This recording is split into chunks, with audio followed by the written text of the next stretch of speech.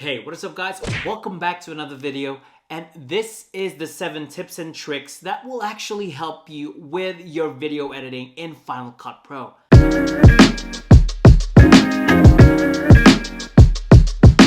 Now, these tips will actually help you improve your production time and also decrease your editing time as well, giving you more time to actually make more videos.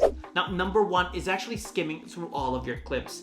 Now, me as a Final Cut Pro user, I actually want to skim on all of my clips, including the ones underneath my secondary clip. So as you can see right here, I'm actually scrolling through the clip right now, and I'm going through my secondary clip, and underneath that I'm going to my primary clip. Now the problem is I actually want to see what's underneath there as well. So how do you do this basically? So what you need to do is you just need to go to view, go to clip skimming, click on that, and what it gives you is that it actually enables you to see the clips underneath your secondary clip as well. So as you can see right now, I'm actually putting my pointer on the secondary clip, and now going back to the primary clip underneath that clip, which I can actually see right now compared to back then, where it's actually the secondary clip that I can only see. Okay, so the next one is actually changing your connection points. So what are connection points?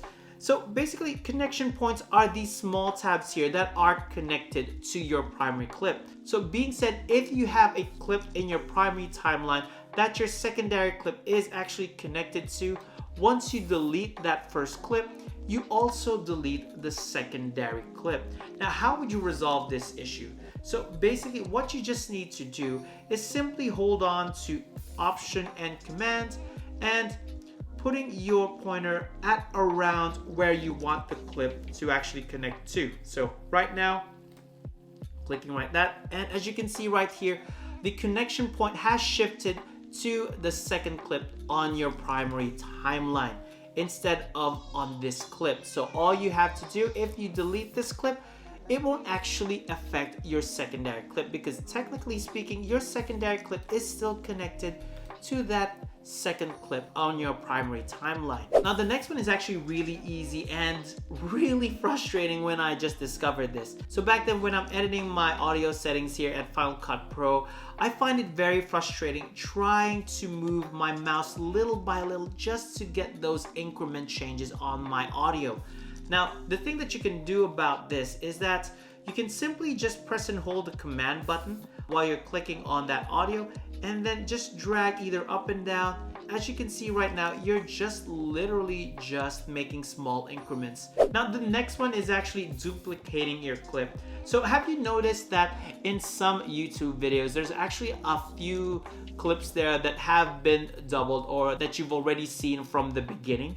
Now those are actually duplicate clips, and it's really frustrating to just find that other clip from your media timeline, because if you have a lot of media in your on your library, it will actually just take a while to just find that clip itself. So why not just take this clip, pressing and holding your Option key, and then dragging this clip up to duplicate it as well. So there you go, you actually have another clip available that's the same as the clip that you just duplicated in, basically. So we've now duplicated a clip. So how does it fare if we actually delete a clip? Now normally, like I said before, if you delete your primary clip that your secondary clip is actually connected to, you basically delete the whole clip itself, including the secondary. Now what if you just want to delete your primary clip? So what you simply do here is just simply hold down your Shift button, pressing delete, and instead of deleting the secondary clip with your primary clip, it will just leave you a blank clip itself on your primary timeline, thus not deleting your secondary clip. So basically you still have your secondary clip here connected to a blank clip. Now speaking of deleting clips, how about if you move a clip without actually affecting this secondary clip as well? So normally, again, if I move this primary clip, as you can see right there, your secondary clips actually go with it. Now, what if you just want your secondary clip to stay in place?